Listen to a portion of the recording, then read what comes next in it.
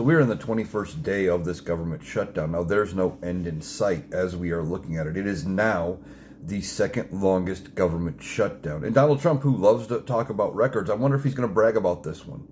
He now holds the longest shutdown and the second longest shutdown in U.S. history. Both happened under his administration.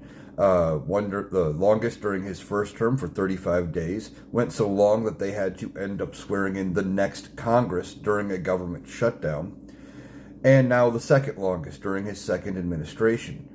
And that's not a record I don't think he wants to be associated with. But Donald Trump, the only records he seems to get are records of failure. But Donald Trump has now this second longest shutdown, but there's no end apparently in sight. There's no negotiations going on. In fact, the House of Representatives is still gone all week. And that is a problem for getting anything done and accomplished here when it comes to getting the government back open. Now, this fight basically centers around healthcare.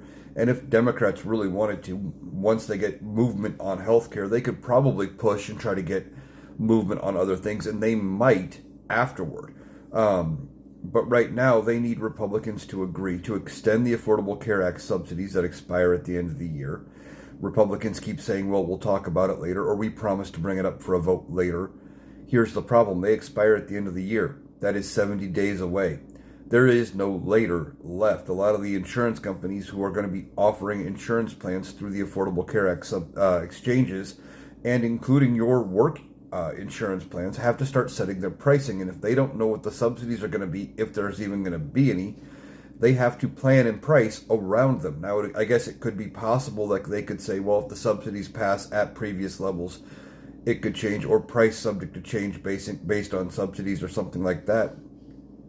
But people are going to have to be making healthcare decisions, potentially not knowing if those subsidies are going to be in place. And then you have the Medicaid cuts. This is not looking good for Republicans. They're not negotiating. They don't want to negotiate. They just want Democrats to roll over and give them everything they want here. Democrats aren't doing that. They're playing hardball. Now, maybe they should have done this back in March when the other funding deadline came up, but Democrats had believed Republicans at that point that they would talk about the Affordable Care Act subsidies later. And then in between there, Republicans had passed the one big beautiful bill and the rescissions package and cut a bunch of funding. So Democrats are saying, yeah, we don't have any reason to negotiate with you in good faith. You have burned us at every opportunity. So we're into day 21, not looking like it's going to end anytime soon.